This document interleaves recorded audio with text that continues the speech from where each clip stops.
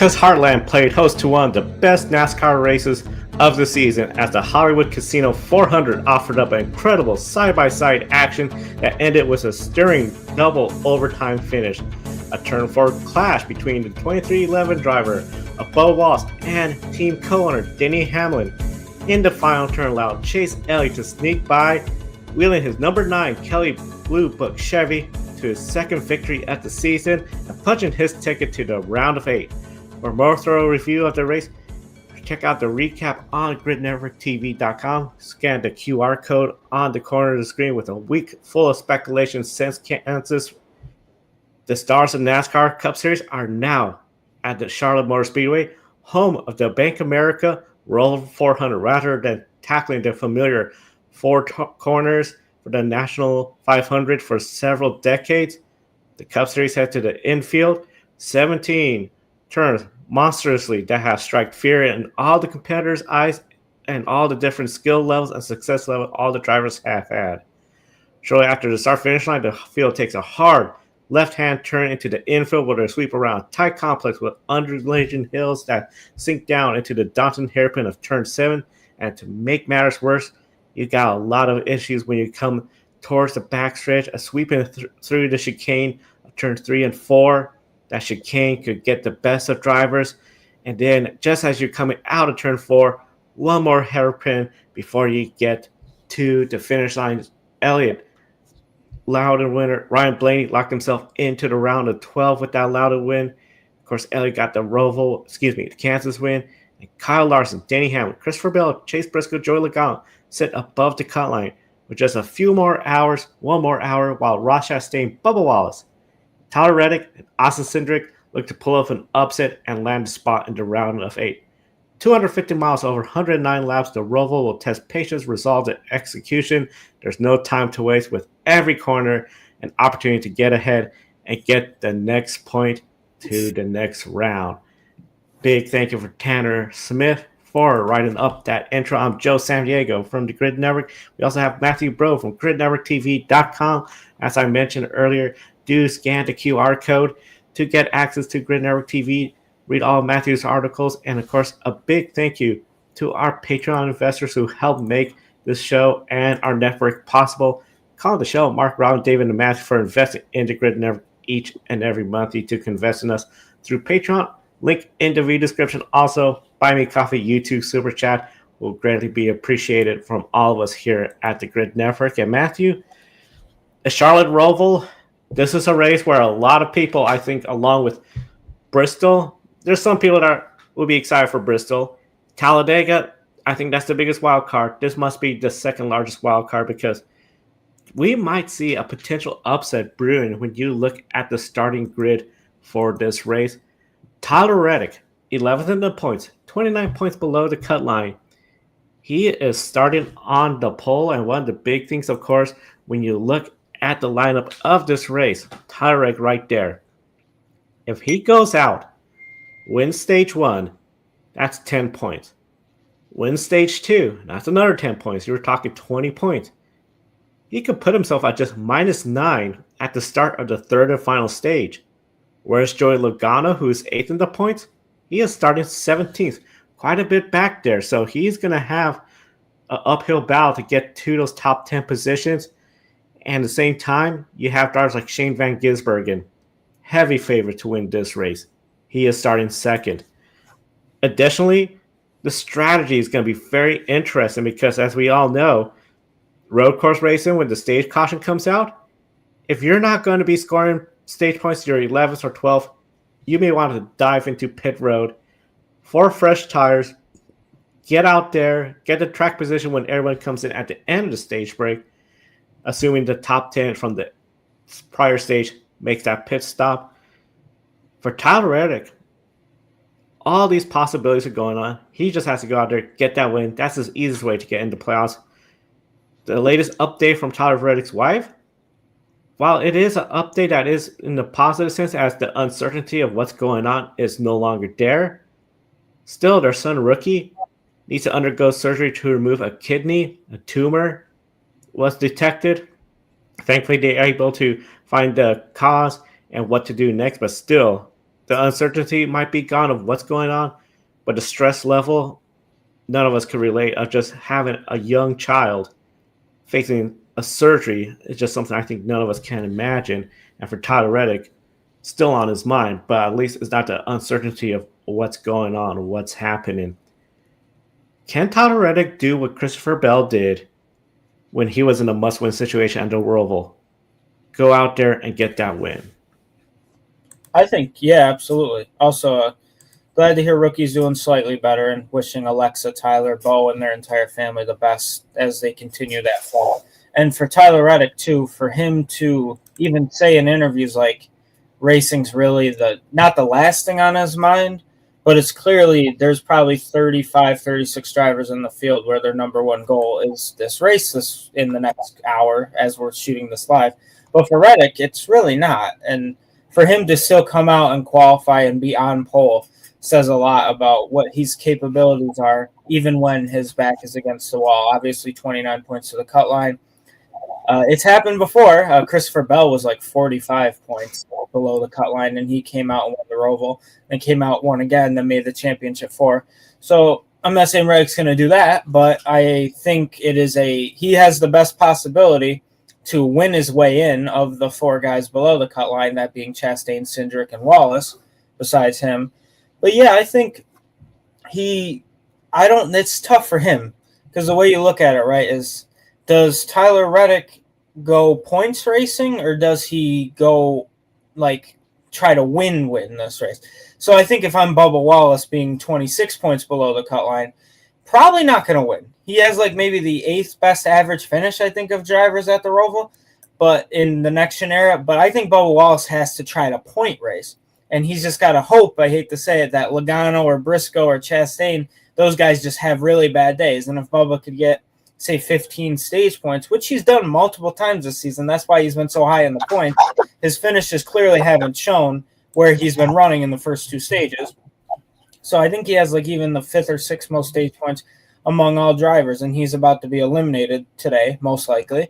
I would probably bet on it. But yeah, he's got to take that different approach where he's got to probably go points racing. I think Ross Chastain, being 13 points below the cut line's probably got to go points racing too. Cindric's got to shoot a Hail Mary and hope for the best. He's 48 points.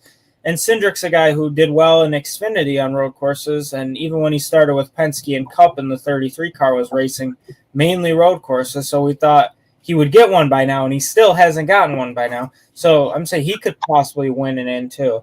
But for Reddick, I think it's kind of a must-win situation, because you're 26 below the cut line, but if Logano has a decent day, then you're even farther behind Chase Briscoe, who, no matter what, seems to be up in the top 10, regardless of if he has a bad day or not, he finishes inside the top 10.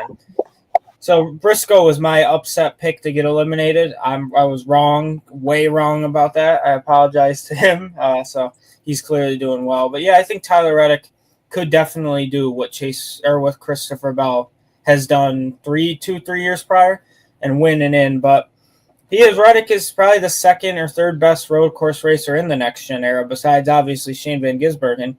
But I think Shane has 5 wins now, and then I think Reddick has 3, and then is it Larson or Bell have 3 too? One of the two. Anyway, he's up in the top 3 in terms of wins in the next gen era on road courses. So yeah, it wouldn't shock me one bit if we're talking about Tyler Reddick post race. A Tyler Reddick post race victory would not shock me at all. I think this is a good weekend where he could have done it. He's done it before at the Coda circuit, where he went out there, so he could win at least road courses. This will be a great track for him to get that first win of the year, to go out there, prove to everyone, I'm not out of it. I'm going to go out there. I'm going to race hard, get that win, get that championship potentially. And what timing to do it, to get into the round of 8. Round of 8, you got Martinsville, you got Talladega, you got Las Vegas. Las Vegas, we all remember, Tyler Reddick has gone upside down on that track before. So I think he could potentially still be in it. It's not going to be easy road for him in the playoffs, but for a win today, that would be huge, especially if he could hold off a driver like Shane Van Gisbergen. Now, Tyler Reddick, of course, wins. He is most likely dead in. When you look at a driver like Joey Logano, most likely, if Tyler Reddick was to get that win, he'll be eliminated, and for the second year in a row, eliminated after the round of 12. But remember, last year, Alex Bowman disqualification, that allowed Joey Logano a second chance, and he capitalized by claiming another championship. Logano, only 8 points away from Chase Briscoe. So while everyone's talking about the playoff grid and the cut line, you look at his position with Chase Briscoe, who is the only driver to finish in the top 10 of every race. 8 points does not mean a lot of positions. It could go either way. And of course, one of the big things, Chase Briscoe starting in the top 10 for today's race. Joey Logano starting 17th. So Briscoe leg up already when it comes to that. I know Logano's just going to go out there and just race as hard as he can, just try to get as far forward as possible. But Paul Wolfe, the crew chief, how does he manage all this, Matthew? Because he's going to be looking at what Joey Logano's doing, advising Joey Logano where it comes to fuel saving, saving tires, looking at trends of this race, where Joey Logano stands in the points, what Tyler Reddick is potentially doing. Is Tyler Reddick leading? Is he potentially going to surpass him in the points? Where Briscoe is, because Briscoe's ahead or behind, that could help them. How does Logano's team, especially Paul Wolfe, handle all that information and ensure that Logano does not get distracted? Yeah, absolutely. Sorry if my MacBook is making noise to you guys. I apologize. I didn't put myself in Do Not Disturb. That's on me. But when you have Joey Logano and Paul Wolfe, that's just one of those combinations like peanut butter and jelly. For me, it would just be peanut butter and peanut butter. I'm not really a jelly guy. But it's just they seem to work so well together. And regardless if their back is against the wall, if they're upside down, they're going to figure it out. And obviously they did get lucky because Alex Bowman hit a really hard bump and something flew out of his vehicle, which caused them to not make weight. I believe that's what it was, and got penalized. So I don't know, maybe someone gets disqualified today like a William Byron or something, or Chase Briscoe hits that bump too hard, and then all of a sudden Logano's going to go to the finals again.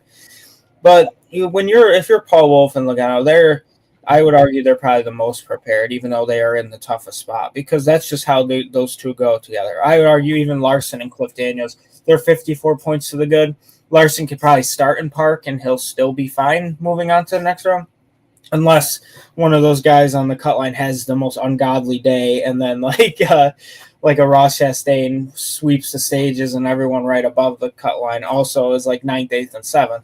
So very likely Larson and Cliff Daniels are moving on too.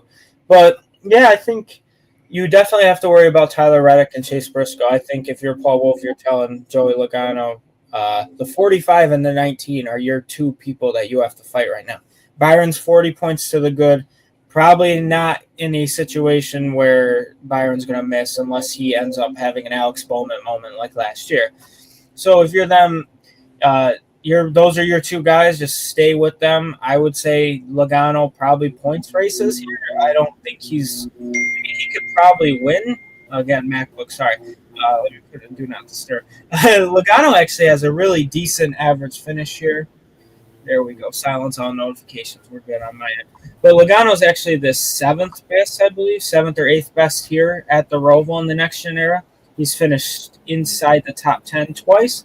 So, your Logano, go get those stage points. There's going to be some strategy playing out. I think Shane Van Gisbergen, unless there's a late caution, is probably going to give up a top 2 running spot to go get tires and strategy, even though I'm not a fan of flipping the stages, because it seems like usually the guys who still win the stages end up inside the top 5 regardless coming to the end of the race, even if they don't pit. You see it a lot in Xfinity too. But for that, Logano, you gotta tell him, be like, hey, Briscoe's this many points to the good. But at the same time, Reddick, if he's leading, got to worry about that. But at the same time, if you're Joey Logano, go be Joey Logano. Maybe try to be even your Joey Logano, not odd your Joey Logano, but still be that 3-time champion over 35 race win Logano. I'm sure they'll be fine. I guess for me, watching it, if I wanted my prediction to somehow be correct, I would say if Reddick wins, if Logano could get ahead of Briscoe, but I also had Logano being eliminated this round, so I am not doing too hot in our Grid Network TV predictions. But yeah, that's kind of how I feel about it. I say let him know, but at the same time, let Logano be Logano. It's something where I feel Joey Logano could be Joey Logano. The crew chief has such a key role, especially now with this playoff format. I mean, we all remember to set up the Hail Melon in Martinsville, it was the crew telling Chastain, need 2 more. And then Ross Chastain, do I got to get them? Yeah, you need 2 more. And I set up the Hail Melon. You want to advise the driver of what's going on so they have an idea what they need to do. But at the same time, I feel you got to control that because you don't want to give them too much info where it could just put much on them and it becomes a burden. So I feel with Paul Wolf, he does a good job managing the races, very creative strategy-wise. I think that's his greatest strength is looking for the trends. Maybe they could bank on something. I mean, we saw that yesterday in the Xfinity Series race. Here comes a car into pit road, taking 4 fresh tires, hoping for a late caution.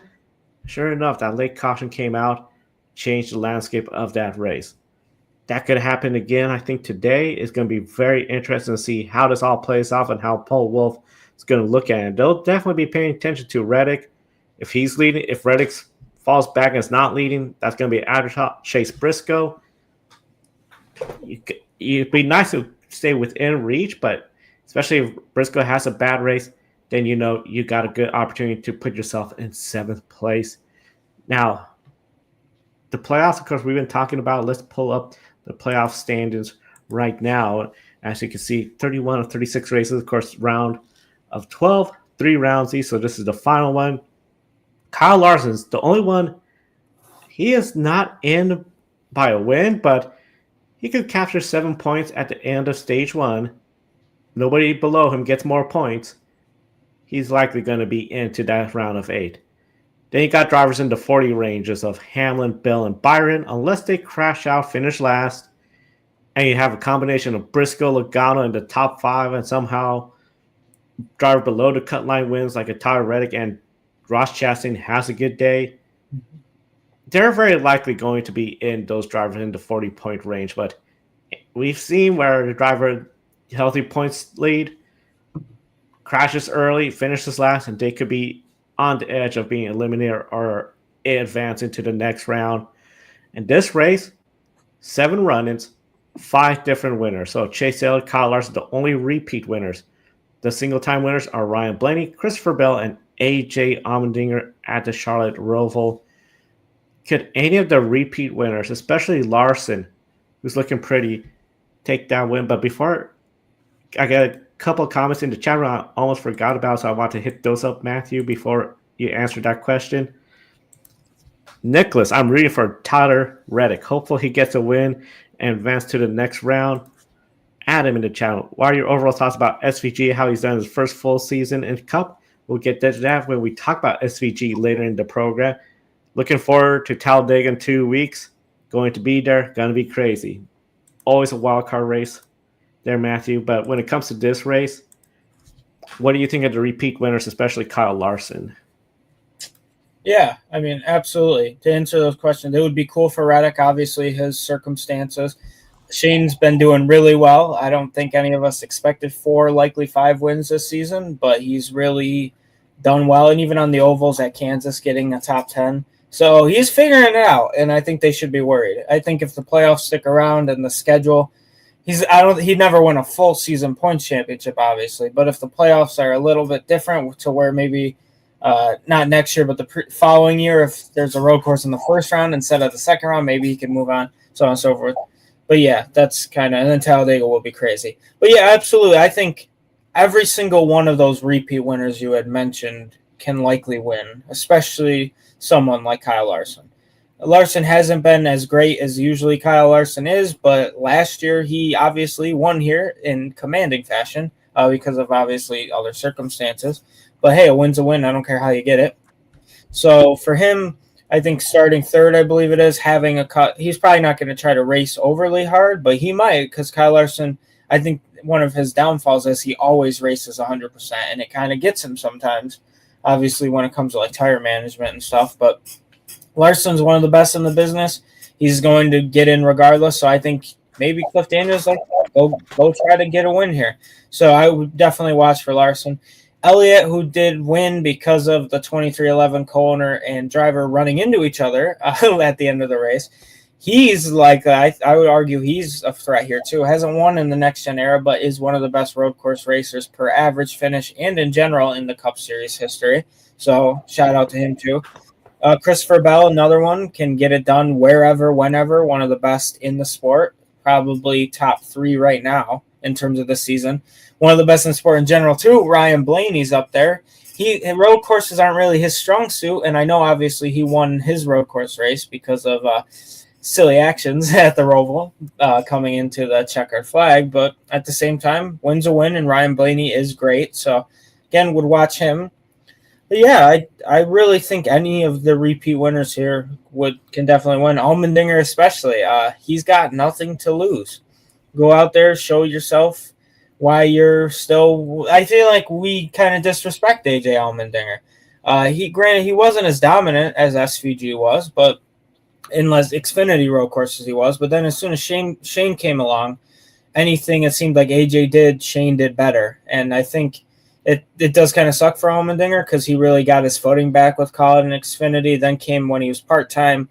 Winning in the 16 car at the Roval was an exciting, thrilling race for that team and that organization. And it's important financially, too. Obviously, Colleague is expanding, fielding 5 trucks next season.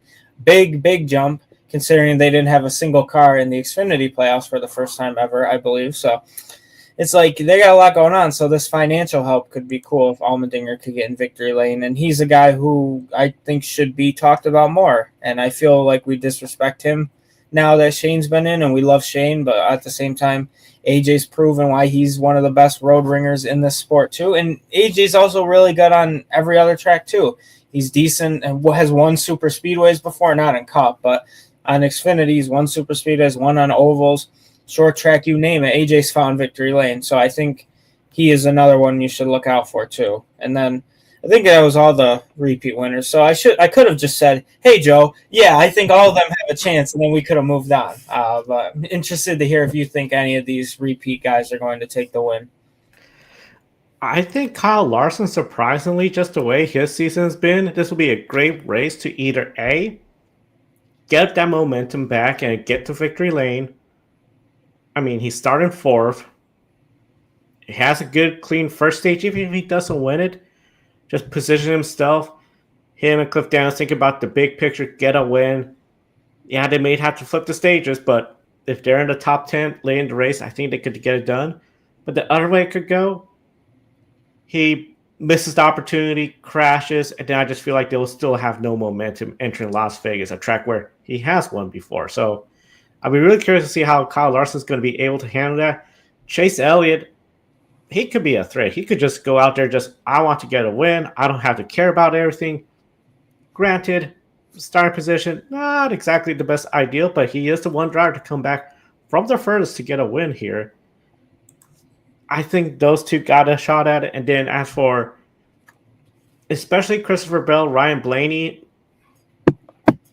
Bill, I think I would give the edge over Blaney just because I feel Blaney, that team, they'll love to go out there and have a strong run, but I think he's going to be more focused, that team lately on, let's get ready for Las Vegas. That's our ticket to the championship for it. And if it's not in Vegas, we got Talladega. If it's not Talladega, we got Martinsville. 3 strong tracks. So that's going to be very interesting to see how all of them are going to play out today at the Roval in the chat room. Denver, I feel so sorry for Tyler Reddick's. SVG is going to expose him at the Roval today. Of course, SVG is starting 2nd place. Hopefully, Austin Cindric learns that SVG way in Adelaide and bringing it back to the road cars with him in NASCAR. Very good point. I mean, Austin Cindric, a lot of people know he had a road course racing background before getting into the NASCAR.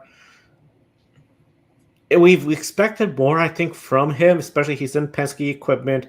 He's on road courses. It just has not materialized. So I think it could be a good opportunity with Adelaide, get that exposure, maybe learn something. Now, of course, he's going to have the opposite effect of trying to sit on the opposite side of the vehicle compared to the United States. But overall, I think it should be a lot of fun for him. Now, all the hype is that elimination round, but as a couple of people has brought up, you got a situation where SVG could go out there get a win easily. If he was still in the playoffs, I think that would add a lot of story that SVG must win situation to advance in the playoffs. So it could be SVG, he could just get that win, steal it from all the playoff drivers. When you look at what happened at Bristol, the hype around the race of who could be eliminated, who's not going to be eliminated, ended very quickly. Josh Berry, a fire, took him out early in the race. Austin Dillon, out early with just issues, not competitive. Shane Van Gisbergen struggled at Bristol. So it was really only Alex Bowman out of the 4 drivers that had to win to get in that really gave us some storyline throughout the entire 500 lap race at Bristol. But at the end of the day, here we are at the Roval. The points? Yeah, we know who's in must-win situation. We don't have single digit gaps between all the drivers. So you really, I mean, at minus 48, you had to have a win. If you're a plus 54, just have a solid day. If we were to see SVG dominate, have between 3 to 5 cautions, I assume, because we've seen a lot of races between 3, 5. We had 8 and even, I believe, 9 cautions the most here. It could be a very straightforward event again when you look at Chastain, Wallace, Austin Cindric, and maybe Todd Reddick could be the one story. But these playoffs were created to have this Game 7 moment where the intensity is up.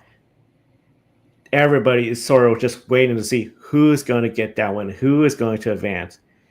And I feel that Bristol is sort of, that energy was out early. And this race, it could be sustained throughout the entire race, or it could be out early depending on what happens.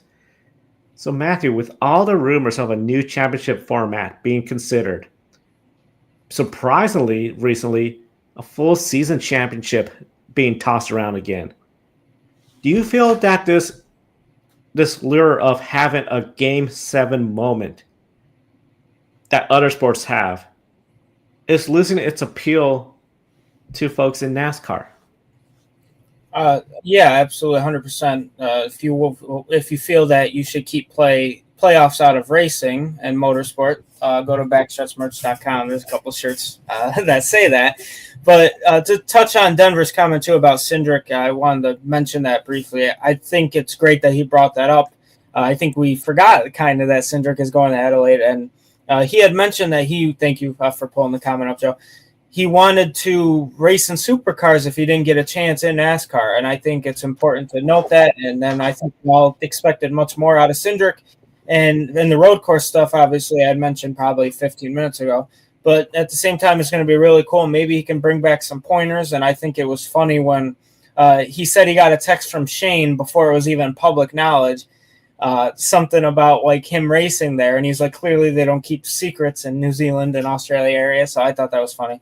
But yeah, in terms of the Game 7 moment, I think NASCAR's got a lot of stuff that's going wrong, and I really can't tell you what is specifically. I think that they're losing appeal regardless of everything going on. You fix the point system. I think it was Kenny Wallace or someone, he said you could fix one problem, but then they're going to complain about another problem. That's just how it is with motorsport. And so, yeah, I think it's losing the appeal. That's why I said if you check out that website, that would be it'd be pretty funny to get one of those shirts or keep playoffs out of it, because now Supercars has playoffs for some reason. But yeah, it's losing its appeal anyway, and that's just I don't know what they can do. There's really no star power. Like every sport, you have like the Alex Palou, you have the Max Verstappen, Orlando Norris. NASCAR, you have so much talent, and I feel like it's the closest that you don't really have that Jeff Gordon or that Jimmy Johnson, because of the way that obviously the car is another thing too, where a lot of it's equal. Like I think if we saw Formula One, all the teams having parts from the same manufacturer, I think, or the same like distributor or whatever, it would be quite different. So I think for that, the appeal is definitely gone. And I think it will be dead when Corey Haim or Connor Zilic do not win a championship. I think if that moment, that Halloween night or that November 1st, I believe it is for Xfinity, if we are not crowning Corey Haim or Connor Zilic the Xfinity or Truck Series champion, throw this stuff away. Because I don't care. I know you can't compare stick and balls sports. That came out wrong. But stick and ball sports like baseball, football, whatever. But with those two specifically winning 10 races apiece, if they might not even make the championship four. Probably will. But if they don't win the championship, it's kind of there's a lot of words I would like to say, but I'm not going to, of how I think a lot of people would feel about that. So NASCAR's got to figure it out. They're losing appeal regardless of if they have playoffs or not, if they have winners or not. Tracks doesn't matter. They're just losing appeal. It could be because there's 47 broadcast networks too that they're on. Like in one weekend, you'll have either USA Network or NBC, and then the CW, then Fox Sports 1, and then possibly Fox Sports 2 for ARCA. And it's just like, yikes. I feel bad I'm young, so I understand streaming, but like there are some people out there that don't have access to all that stuff. And it's one of those things like get with the times with Prime and stuff, but at the same time, part of me does feel a little bad with that too. But it's one of those things, new championship format, it's probably welcome, but I don't know if it's going to be, what was it, fourth? What they say, like 3-3-3 or what was it, like 4-3-3 or something final round? I don't know. It was there's a lot of rumors. I don't think any of us at Grid Network know for sure. Even the reporters like Monkey and stuff, I don't know if they might know if they're on the committees what's going to happen, but I think it honestly depends on if Connor Zilic or Corey Haim win the championship. I think NASCAR probably hopes they do so they can keep this stuff going on. Yeah, sorry for my long point. And I was giggling too. There's a lot of comments in the chat room that I was reading, and I was distracting myself.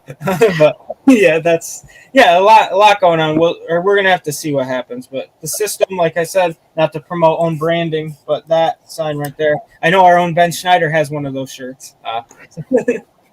Yeah, let's take a look at some of the comments in the chat room, as you mentioned. We'll start off with one question from LOL Racing. What do we think of an IMSA NASCAR doubleheader? Could that work at the Roval? We've seen IMSA at the Roval before, mainly the GT cars. Spacing-wise, I think it could work. The infield's not utilized really as it usually would be IMSA Saturday. We've seen lights now installed in that road course for the Xfinity Series. Maxie, thoughts on a IMSA NASCAR doubleheader at that Roval? Yeah, am I saying it correctly that NASCAR does kind of own IMSA in some way, shape, or form? So yeah, that's definitely the best opportunity. I think LOL Race, that's a really great idea. I don't know about the garages. I think we're going to see a good example this year or next year when I believe the Phoenix with IndyCar along with yes. So I was being silly. I was saying some other track last time we were on air. Remember, instead of St. Pete, I was saying they were going somewhere else. But yeah, so with the Truck Series, it's just kind of we're going to see if they can work with these doubleheaders. But I think LOL Racing, that is a great idea. I think it would be cool for NASCAR to show it'd be beneficial to them because they own IMSA, so might as well do a doubleheader at the Roval. I don't know how they work scheduling wise in like 27 or 28. I think there are a couple tracks that they could possibly. I would like to see endurance races at like say a Coda. I love Watkins Glen. Obviously, I'm 2 hours away from Watkins Glen, so I'm biased to that. I'm not going to lie. But that would be another cool if they had the doubleheader weekend instead of staggering it out. But yeah, it's definitely a great thought, and I think they should take that into consideration about like their entities that they own and stuff like that. I know with this whole lawsuit going on and their ownership and the monopoly, if it's like, oh, well, they own the biggest endurance racing series in the USA too, and they also own the only stock car series in the USA. So that's probably one of those things. I don't know if they want to do that, but again, we'll see what happens. That's kind of how I end most of my statements because that's all we can say at the end of the day. Yeah, I would love to see this potentially, whether here or another track. I think Indianapolis could be a good one just to help get that crowd size a little bit bigger, but we'll see how that goes. Panda Town, welcome. Please Please subscribe, hit that bell icon so you don't miss any of our programs. I know some of the people are asking where did they watch the race. USA Network on TV, radio, I believe it's PRN, since this is a SMI track that's going to have it. Mhm. And then, of course, we put in the video in the chat room a link to Joshua Burt's watch along. He does not broadcast the race, but he has in-house commentary, him, a couple other commentators. I'll be there in a few weeks' time to join them. So they got their own little watch along. Denver, what killed the playoff was to win, and you're in. A lot of people, I think, are in that. Scott, get rid of the playoffs, and I'll start watching again. Sounds like Panda was at the racetrack yesterday and saw the Cup qualifying. That's really cool. So glad you were able to join us today, Panda. And then, of course, we're seeing some people talking about SVG and also pick a winner. So we'll get to that when we get there. Last comment will show SVG wins the golden playoff ticket to whoever in the playoff, finishing second to SVG, a supercar NASCAR doubleheader at the Roval. But that's a pipe dream at the moment. We've seen the supercar series at COTA before. I would love to see them come back and just, again, be having a race in the United States. I think a lot of people from across the country, I know for sure if it was COTA or Charlotte, Grid Network will look into getting somebody there to cover that event, because definitely we've always been following when SVG was there, Scott McLaughlin was there, and we'll go through the pick a winner chats later in the program. We get to pick a winner. Just for my take on the idea, this supposed new format idea, I have to say, I think the Game 7 moment, everybody loves that moment. We saw how baseball created the wild card game, the best of 3 series, where you got the Yankees and the Red Sox. They have created it where it creates more ticket sales, more games at stadiums. The intensity in those stadiums are hyped up. And we've heard track owners say, hey, we have a playoff race. It adds a new element. The intensity is stepped up a bit. So the question becomes, how do you sustain that? Can you have a Game 7 moment? Because if you have a final round of 4, but it's 3 races, just the way it goes, by the time you get to that 3rd race, it could be the leader just has to start and they get the championship. Will that be good enough for NASCAR? Will that be good enough for the fans? But you could have on certain years, okay, they all come in and they're tied. So it's really first one across the finish line gets it. I just think it's just something where NASCAR and the fans just sort of have to anticipate. You can't have a 1992 scenario every year. You cannot have the Tony Stewart, Carl Edwards tied for the championship coming into Homestead scenario every year. There's going to be years where it's a blowout. MotoGP, look what happened with Marc Marquez. But it just makes it when you do have 2, maybe 3 riders or drivers coming into the last race tied, like Lewis Hamilton, Max Verstappen, 2021, it just makes it more special. Just hopefully you don't have a race control director that ruins the outcome of that race. So, with that said, I think it is sort of losing its appeal like they'll love to have, but I don't think it's a must-have anymore. If they go to a full season, I will be shocked. I'm glad to hear that rumor is being thrown around, but I think it will be somehow some sort of playoff system. Now, before we get to pick a winner, let's talk about 3 drivers to watch that are not in the playoffs. Shane Van Gisbergen, of course, eliminated out of round 1. AJ Allmendinger, he has won here before, but again, not in the playoffs. He'd love to go out there and get another win, because overall, AJ Allmendinger road courses there, he is in 9th place. That just seems to be a winning combination. And Michael McDowell in 6th place. Not exactly having the season he wanted. I'm pretty sure he thought this could be a step up for him. It's been more Carson Hocevar outshining Michael McDowell. But he has won the Indianapolis road course. So those 3 drivers, I think, are 3 drivers to potentially go out there, get the win. But I have to ask you, especially since most of the time it is a playoff driver that wins here, from Christopher Bell, the walk-off win and get in when he was below the cut line, Chase Elliott, Kyle Larson. Do they really stand a chance against the playoff drivers, or is this track primarily a track where the playoff drivers come out here and take that trophy? I think it's one of those things, like you mentioned, Joe. There's probably 2 tracks in the playoffs that are wild cards, and this is one of them. And I think Shane Van Gisbergen 100% is the favorite. I know Panda Town mentioned the odds for the race in the comments. They're pretty good for Shane Van Gisbergen is minus 120 to win this race. And then if you look at the guys like we had just mentioned, AJ Allmendinger, who has the lowest average finish among all active drivers at the Roval in the next gen era with a win and worst finish of 6th. Allmendinger has the 5th best odds at plus 1,000. Reddick is plus 450, Bell is plus 850, and Kyle Larson is plus 900. That's your top 5 there. But then you look at, like Joe, you just had mentioned, guys who are not playoff winners. Ty Gibbs plus 1,200, the 6th best odds to win this race.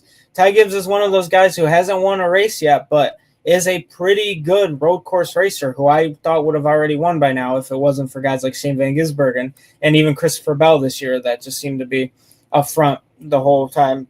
And Michael McDowell plus 2,200, 9th best odds among all drivers. So I think this is a very, very, very likely chance that we see a non-playoff driver win, probably because Shane Van Gisbergen is in the field. If he wasn't in the field, then you could say, Kyle Larson's probably the favorite, or Tyler Reddick, Christopher Bell, one of those guys.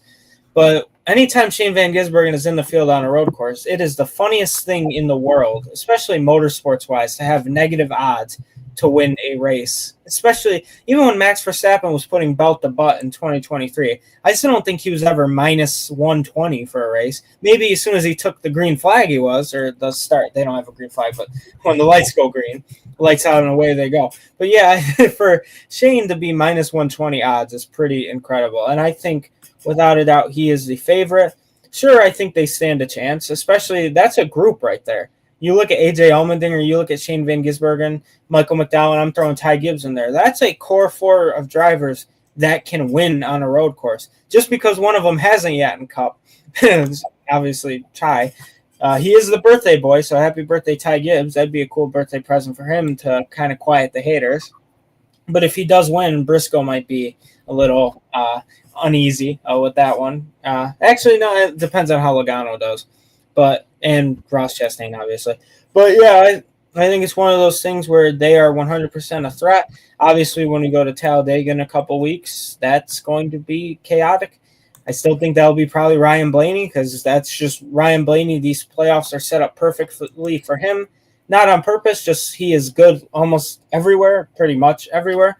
So when you go to a track like Talladega or Martinsville, Blaney can win there very easily. And even Vegas, I know he hasn't, but he can. So it's one of those things. This is probably the second to last race in the playoffs and there's not many left. Well, there's 5 left-ish, give or take. But I think there are 2 left that are going to be wild cards, and mainly just because Shane Van Gisbergen is in this race, that's going to make the non-playoff drivers have a chance to win. I don't think this is one of the years that we haven't seen a non-playoff driver win yet. I feel like in the past couple of years, for the most part, we see a non-playoff driver at least get 1 win of the first 5 or 6. But again, it all depends on the chaos in the turn 6, turn 7 area where we saw Ty Majeski completely run over everyone in the truck race, and Brent Cruz, who had to pit for fuel, went from like 12th to 2nd in the first 8 turns of the lap. Which still is one of those things that can happen. Even in Xfinity, everyone was running each other over. Cup is definitely way more aggressive, in my opinion. So I think we're going to see some chaos. Obviously, Reddick hit Hamlin last year. Bubba's probably going to want to do that same thing to Hamlin. I know they talked it out, so I'm just making a silly there. But, yeah, we're going to see. I know the time is ticking down before this race, so thank you to all the comments, too, for tuning in to us instead of hearing the people on television. At least we got you on YouTube, Facebook, Instagram, to whatever other. We stream on a lot of things. But yeah, that's my long take. I apologize, but that's what I got. Yeah, I mean, that's the thing. I feel this is more going to be in the playoff drivers' hands, but it could get out of hand easily, and we'll see how it goes. Before we get into what are the odds for today's race, before we get to pick a winner, as Matthew mentioned, Shane Van Gisbergen, according to DraftKings, and we're about 20 minutes, maybe 10 minutes away from the start of the race, minus 120 to win. Unheard of, because then the next favorite, Tyler Reddick, plus 450. So already there's a big difference everybody's looking at. Christopher Bell is the third at plus 350. I mean, excuse me, 850. Kyle Larson plus 900 and AJ Allmendinger plus 1,000. That everyone is above plus 1,000. So it's going to be really interesting to see what happens because it's going to be one of those races where I think it's going to be very unpredictable, very crazy. So Shane Van Gisbergen could be the easy favorite, but I'm looking particularly at Ryan Blaney plus 4,000. He knows how to win here. If he gets it and somebody puts $100, you're walking away with $4,000. Riley today. Riley Herbst. Oh my goodness. 80,000. 80,000.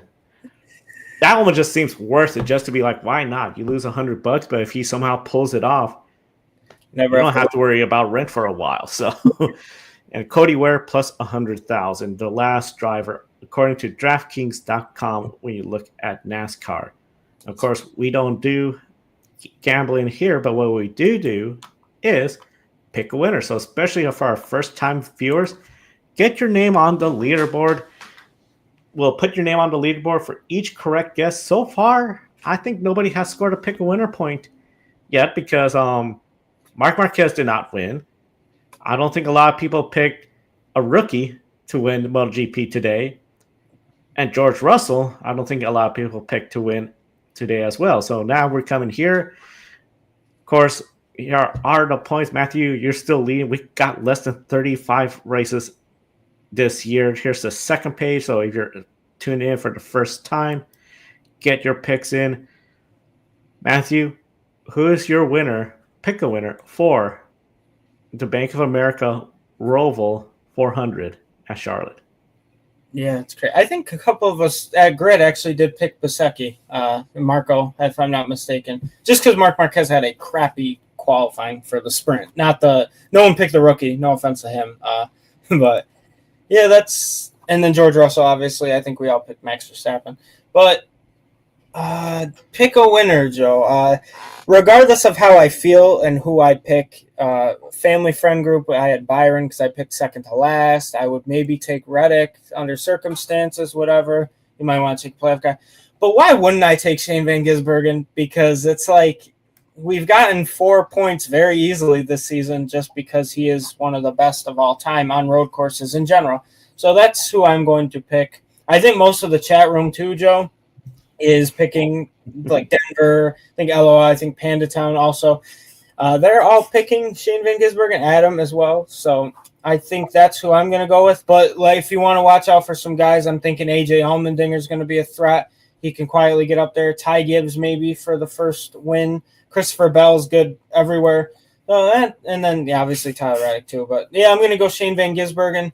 Get yourself on the leaderboard. We are definitely breaking Grid Network records, all of us up. I think last year I had 53, and I have 72-ish now, 71, with 35 races to go. So we are all kicking butt, and it's pretty cool to see us all doing well. So I don't know if that means we're more predictable this year or, yeah, I guess. I don't know if it's more predictable or we just are lucky that Alex Palou and Marc Marquez exist to give us all those points. Like even Kiska's doing a great job too. Yeah, Kiska top 10 just solely on Marc Marquez picks. I feel like the road courses, the only time it has not worked out was when SVG did not win COTA. The others have worked out, so I think I'm going to go with SVG just for my pick a winner. Now, going through the chat room, and we thank everyone for participating in the chat room today, and encourage everyone, especially if it's your first time, subscribe, hit that bell icon, especially since you don't miss our wrap-up show 90 minutes after the Cup Series race where we recap it right here. Adams going with Shane Van Gisbergen. Panda Town's going with SVG. It sounds like for a while SVG or Ryan Blaney. I think we made that clear. Well, are we thinking about SVG winning today? Well, as we mentioned in our pick a winner, I know Denver has mentioned SVG along with his idea of the double header. When it comes for the championship, Blaney, I think, is going to have that, and SVG's out of it. And then also in the chat room, I know most people want to defend the monopolization of stock car racing, but sometimes you can't defend NASCAR incompetence and not denying the lack of alternatives. I think this goes back to the lawsuit that you had mentioned. Yeah. Having a major NASCAR alternative would be a good way to push NASCAR into proving itself as well. Competition makes everything better. SVG wins the golden ticket to go to Ross Chastain's finish second for that ticket. That would be something else if we see that. Also, new name for Turn 7, the Clown Show Hairpin. Seems like it. Yeah. Seems like it, doesn't it? If a NASCAR turn is going to start up, YouTube is a must. It is one of the most accessible platforms you can think of and can be used to get global audience off the bat. Great point there, and thank you so much, everyone, for participating in the chat room as well. Go ahead, Matthew. Yeah, I was going to say, if we're picking Shane, we have to realize that he's won Mexico City before. He's won Portland. He's won Watkins Glen. He's won Sonoma. He's won Chicago. He's won Coda, I believe, in either Cup or Xfinity. Charlotte ROVAL is his kryptonite, it seems like. That's the only road course, I believe, on the NASCAR schedule that Shane Van Gisbergen has not won at. Obviously, I think he was top 5 in Xfinity last year, and he was we're 7th in the Cup race last year here. So, hey, this could be that. Imagine how awesome that would be for him in less than, I believe, 70 or 80 NASCAR career starts to win at every single road course on the schedule. Pretty impressive. I think he's almost tied for the most foreign-born driver wins ever, or if he already has that record. I know he passed guys like Friesen and Trucks. I know he's passed Marcos Ambrose, I believe, too. So pretty awesome. So yeah, if Shane Van Gisbergen does win, he would have won at, I believe, every single road course in the NASCAR schedule, whether it's Cup or Xfinity. So pretty cool. Obviously hasn't raced at Lime Rock yet, but you know what I mean. So yeah, that's all I wanted to add to that conversation. Thank you so much for that. And of course, as I've mentioned, we are going to be watching that race. And of course, for everyone, USA Network, MRN Radio, or PRN. I'm pretty sure it's PRN since they're at SMI Speedway, which they own, the Charlotte Motor Speedway, Sirius XM.